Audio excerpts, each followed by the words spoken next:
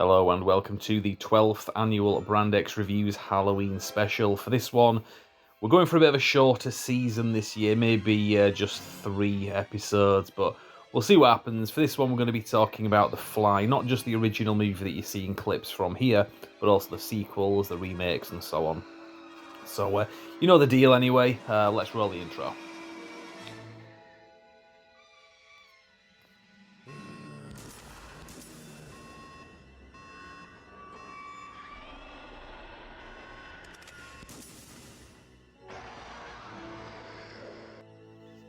So, the Fly movie franchise consists of 5 movies. You had the original trilogy, which was something that ran from the 1950s into the 60s, and then you had the remake, double bill, The Fly 1 and 2, which were remade, should I say, in the 1980s.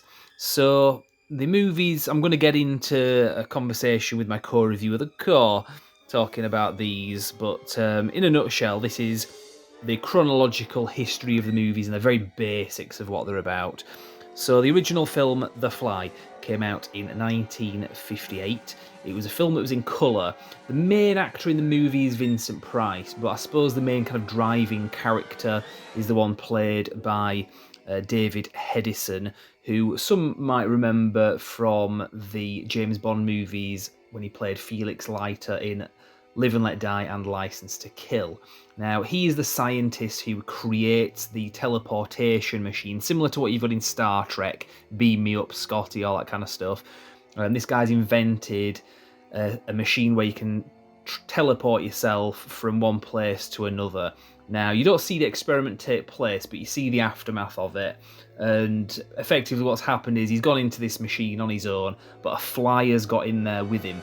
So when it's teleported him, it's kind of bonded him, fused him, and the fly together. So what came out at the other end was a combination of the two. So he's trying to undo all that, and there's all sorts of stuff happens. That's the gist of that in that film. Now, the main character played by David Edison is called Andre Delambre. His brother, was it his brother or brother-in-law? I think it was his brother, Francois Delambre, played by Vincent Price, is in the first 2 movies.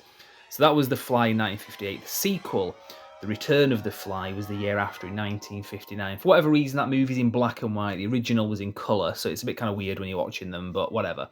As I say, Vincent Price comes back as Francois Delambre. Now, in that first film, they have a son, Andre, and his wife.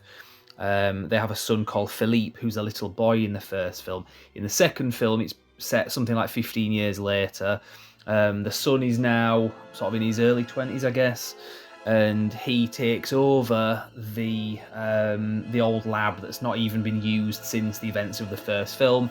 He gets his hands on the technology and kind of starts picking up where his father left off, in effect, and he has like a business partner that's a bit ruthless. There's some kind of shenanigans that go on here and there. Again, I'll get into the gist of, well, the bit more of that when I have the main conversation of this video, but the same thing happens again, basically, and more experiments with animals and humans, and things coming out that's kind of a combination of the two. And you do have another half human monster that comes out, and it all has to be kind of undone. So that's The Return of the Fly in 1958.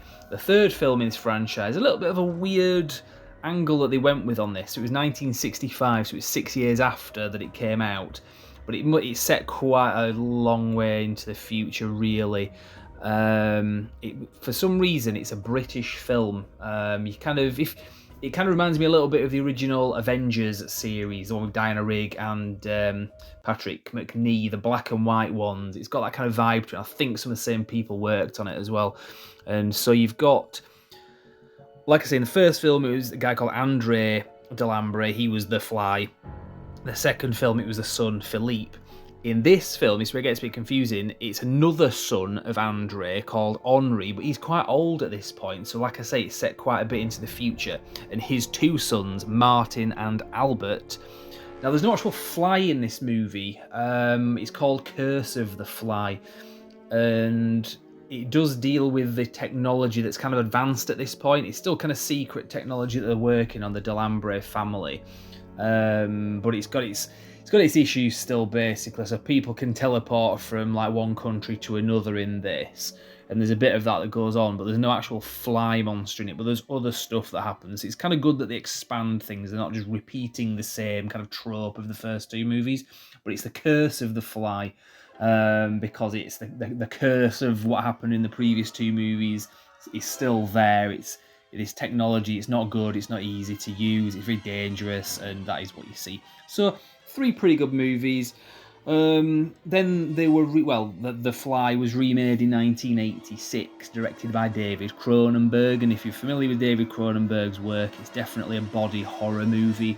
Jeff Goldblum and Gina Davis, who were a couple at the time when this was made, they have a real chemistry that comes through on screen. This is a really gross film. Some of the special effects in this are really good. But again, similar sort of gist of the first film. He's a scientist. He goes through the teleportation machine. A fly gets in there, and what comes out the other side isn't immediately evident, but he starts to kind of break down. He becomes more and more fly and insect-like. And we'll get into what happens with that film. That'll probably be the main thing we talk about, to be fair, because this is the one that really people do recognise and acknowledge and love the most out of all these. And then that was in 1986. So then there was a sequel, just The Fly 2, in 1989, so 3 years later. And similar to what they did with the other ones, this one is the son of the Jeff Goldblum character. Jeff Goldblum character was called Seth Brundle. The son is Martin Brundle. He's a child that has been raised by the company that own the technology, and they've kind of kept him in-house, and he had like age acceleration elements to him because he's inherited the genetics from his father, the fly genetics, and of course the same sort of thing starts to happen to him. It's not the best sequel that's ever been made, but it's worth a watch. So and that's starring Eric Stoltz, who's a pretty good actor, and he's got some good scenes in this as well. So we'll cut back now anyway. That's the gist of what the movies are about when they came out, like the chronology of them. So let's cut back, and I will now talk about these movies with my co-reviewer, The Gore. Make some turf jokes in these videos. So to everyone else, welcome to our 2024 annual BXR Halloween special. This will be like the 12th, I think now. It's like the 11th anniversary.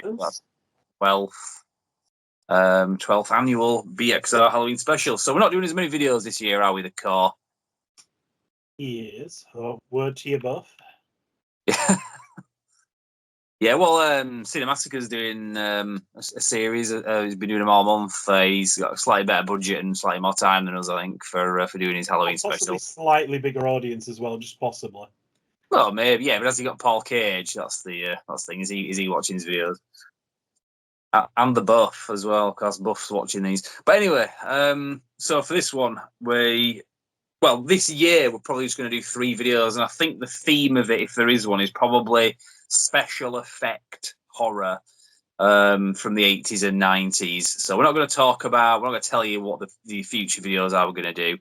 But this one is definitely a special effects horror movie franchise. That is The Fly. So obviously I've just shown you a video intro explaining kind of what the films are. But you're more familiar, just for context, you're more familiar with like the main one, the Jeff Goldblum one. Yeah. I mean, I'm vaguely aware of like the original one. I've like seen clips of it. I've seen like the Jeff Goldblum one. I hadn't actually seen the others to the point where you were like, oh yeah, there are other ones. Like, no. Yeah. Like, my default assumption was like, oh god, are they like, really shitty straight to video? Like these are, complete crap.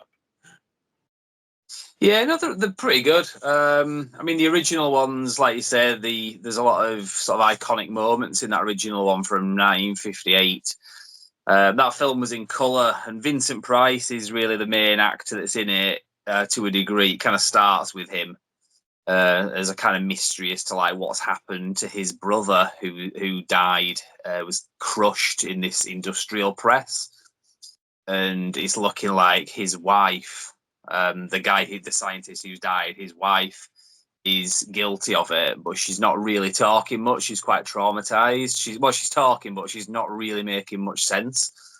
And industrial press. He may have been chasing Sarah Connor. We're not sure. Yeah, similar sort of machine, to be fair, yeah. But it's quite evident that whatever's happened, she's not like the villain. And then it kind of flashes back and tells the whole story what happened. So you got this scientist played by Al. Well, he's got sometimes called Al David Edison or David Edison. He was the guy who played Felix Leiter in Live and Let Die and License to Kill. And he's happily married. They've got a son. And he's a scientist and he's working on a teleportation thing, a bit like in Star Trek. And you don't see the experiment happen, but what's happened is he's gone through and a fly has got him with it, and it's kind of fused him with this fly. So once he's gone through that experiment, because there's a bit of trial and error, he shows the technology working without living matter. So they put like a cup in there and it comes out, but it's like reversed. The writing on it is reversed. He goes back to a drawing board and tinkers with it. And he tries it with a cat, and then the cat just vanishes. Yes.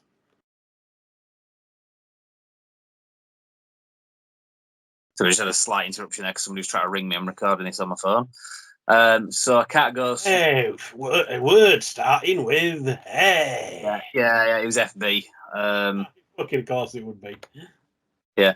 So anyway, so he goes through the machine, and you don't see this happen, but you see the aftermath of it. And basically, what happens is, like I say, he's half fly, half man. But the difference between this and the remake is that he's now got the fly, but the fly is still out there, and we'll kind of get into that in a bit. But the fly has got human elements to it, and the human, has got fly elements to him. And there's some thinking that if they can get that fly and then they can put him back into the machine, he can do a bit more sort of engineering on it and kind of bring himself back. But they don't manage to do that. And he realizes the only way to sort things out for himself, given the pain that he's in, but also he doesn't want this technology to get into the wrong hands because it's dangerous, is to kill himself and destroy the lab. So that's what happens, and then the time sequence kind of catches up with current events where the movie starts, where it was like a sort of mystery, and his wife is on trial, not well on trial, but going to get arrested basically for murder, unless they can prove what's happened. And then Vincent Price finds the fly, and it's the iconic scene where the fly with a human head is in like a spider's web, and the spider's like crawling towards it, and it's like doing the help me thing. It's pretty creepy. I remember seeing that as a kid, and that really scared me when I was like really young. I think I didn't see the whole film, I don't remember, but I remember seeing that a bit and being like really like freaked out by it. Yeah, I was in that situation, except he wasn't caught in a spider's web. he slowly found himself like with a head, on his head on a fly's body. He was stuck on some kind of like weird pink fleshy island in the middle of like an ocean. Yeah, and Buff didn't About have to erupt. Buff was not happy. and Buff didn't have wings. That was the difference. Yeah, like it's weird that somehow his wings were missing. Yeah. So a reference to Ricky Gervais joke, if anyone's in the know there. So yeah, well, that's kind of that movie anyway, and yeah, really good. It's in color, and it was a 1958 movie. Now the second movie, The Return of the Fly, was the year later, 1959. That's in black and white, and that one is to do with the son from the first film. He was a little boy in that first film, but in the second film, obviously, it's set quite some time later because he's now a grown adult, and he continues his father's work. Vincent Price is back in this, and this one, it does happen again where there's a fly involved and he comes out. It's the same kind of, I wouldn't say, well, I hesitate to use the word gimmick, but it's the same gimmick from the first film where you've got a man walking around with the head of a fly kind of thing.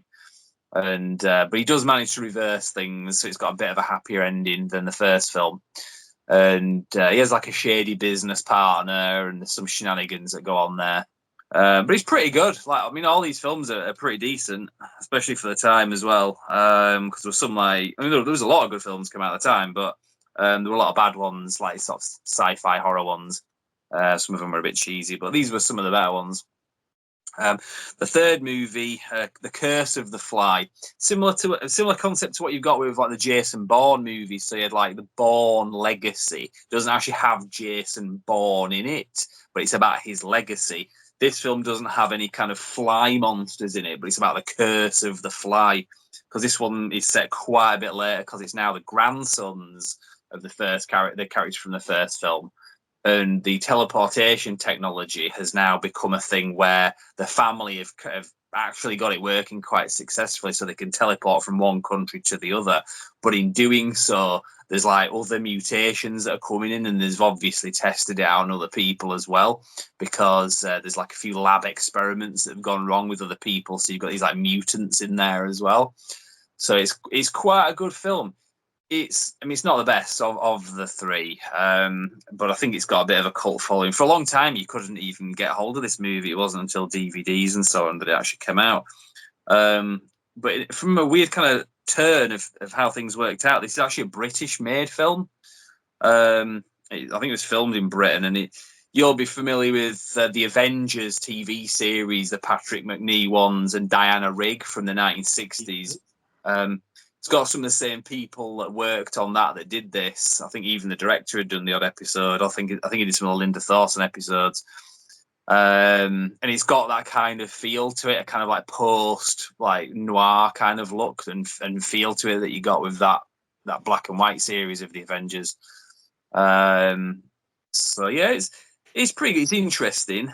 And it's good that the third film kind of pulls itself away from the fly aspect of it, because if they were just rehashing it again and again, it'd get a bit tired. Like, for God's sakes, like, can you not just check there's not a fly in this time? Like, have you not learnt your lesson? Yeah, exactly, and they didn't do that in the third film, so it's kind of good that it's a different angle, and each film is distinctive from each other as well. It's like when you watch these, I can remember which one was which is a good thing. They're not all kind of like generic or like lesser versions of each other.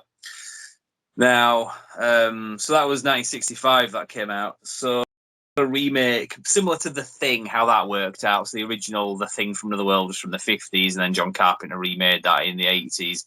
David Cronenberg remade The Fly movie, the first film, in 1986, I think it was, with Jeff Goldblum. That's the one that you remember. What were your thoughts on this? Any happy memories of watching this as a kid? I mean, I remember being freaked out and grossed out by it, which is kind of probably a good sign of a horror film, you know? Yeah, exactly. Yeah. So I've got this Blu-ray. It's pretty good Blu-ray. It's got a lot of extra stuff on there that's quite interesting. Some alternate scenes, deleted scenes, and there's some behind-the-scenes stuff as well with some of the people that did the visual effects on this. Because the visual effects are really nasty on this. They've stood the test of time basically. And Yeah, Jeff there's a bit where Goldblum's acting. Toph was trying to deal with both, and he ended up puking all over his hand. It started melting it. At least I think it was puke. I hope it was puke. Yeah, I don't think never really wanted to talk about the situation. Well, there's definitely a bit of acid burn in there. But yeah, this box set that I've got, it's also got the DVDs as well of the first two. So Seth Brundle, that's the character played by Jeff Goldblum. And he was married to, well, I don't know if he was married at the time. Well, I know they did later on get married. Gina Davis, who's in this. So there's quite a bit of on-screen chemistry between the two of them that kind of comes through in the movie. It's kind of a tragedy. I mean, like the first film, basically, where same thing happens. He goes through the teleportation machine, and you actually see that in this. You see him go through, and the computer technology on screen does a good job of explaining exactly what's happening, how it's happening, and what's gone wrong. And Jeff Goldblum's acting in this is really good, because he does tend to play fairly sort of quirky characters. And so as he starts to turn into the Fly, he's not just like dressed up, with all the makeup effects and so on. He's got a lot of like mannerisms, and he's like kind of like weird like twitches that he does and stuff, and he'll have this like really menacing smile, because you can see that the Fly's mindset is coming through. And he makes a really good point. He asks the Gina Davis character if she's ever heard of insect politics, and she says no. And he says that's because insects don't have politics. That's why you've not heard of it. They're a very dangerous creature to be dealing with. and there's not going to be any kind of mercy or anything. And she's like, well, I don't know what you're trying to say. I don't know what you're trying to get at. And he just basically says, I'm going to hurt you if you stay.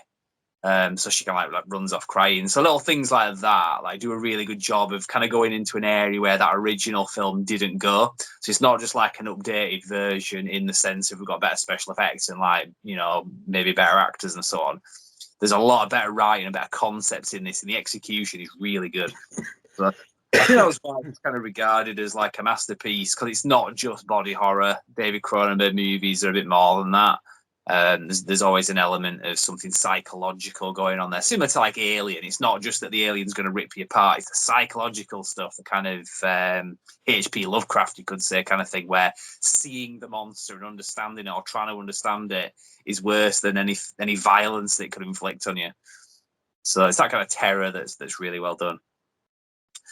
The second movie, The Fly 2, came out in '89, and that one, I don't mind it. It's not as good. It's clearly not as good. Eric Stoltz was pretty good in it. And he's the son of Seth Brundle, so Martin Brundle. And he's got accelerated aging because he's born with this gene, because before he knew what was happening, Seth Brundle, played by Jeff Goldblum in the previous film, The Fly, he's having a lot of sex with Gina Davis, and she gets pregnant. And this is before he knows what's happened, but it's after he's been through the teleportation. So that gene has then passed on into the son, and he has accelerated aging, and he's also very intelligent as well. So I think he's really only about 4 years old or something like that. I can't remember. He's quite young, but he's physically and intellectually he's an adult, but he's just not got a lot of life experience.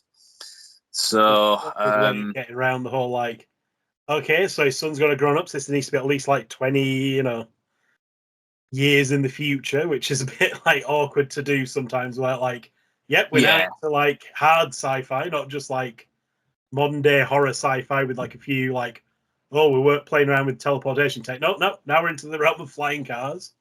So like the quick aging does make sense. Yeah. Well, Eric Stoltz did the flying cars in the Back to the Future trilogy that he was in as well, didn't he? So, oh no, that's an alternate universe. So, yeah, so yeah, basically, like you say, they kind of get around that. So it's a few years later, but he's growing up and so on, which is all good and well. But then he starts to have a lot of the same issues that his father had. That his body starts to break down. And it's kind of like a cancer, but they don't know where it's going to lead, and some of the body changes and so on are quite different to what happened in the previous films. It's not the exact same thing that happens, but it's very similar. And he escapes his lab. He has this other girlfriend as well that he meets that works in a lab, and they escape. And one of the characters from the previous film, there was like a sort of sleazebag guy in the previous film, The Fly, who's like Gina Davis' character's ex. It's kind of a sleazebag, but he kind of does the right thing because he tries to help her out a bit. And he's in this as well. And they go to see him, and he helps him out a little bit in terms of telling him like stuff that happened, but he's a bit insensitive about it. And there's a really good scene in this, because this is what I mean. This is like a not so great film, but it's got some good scenes in it that make it worth a watch. And there's one scene in it in particular, because Eric Stoltz is a good actor. He's given quite a bit to do in this, but he could have done better than this movie. And there's one scene in particular where he starts to turn into the thing, and he's similar to the Jeff Goldblum scene where he saw insect politics, and it plays out pretty well. So he has some pretty good moments, but then when he does turn into the Fly, it's no longer Eric Stoltz. It's just this kind of like fly monster that's chasing people around in this lab and kind of dispatching him in like a really gross way.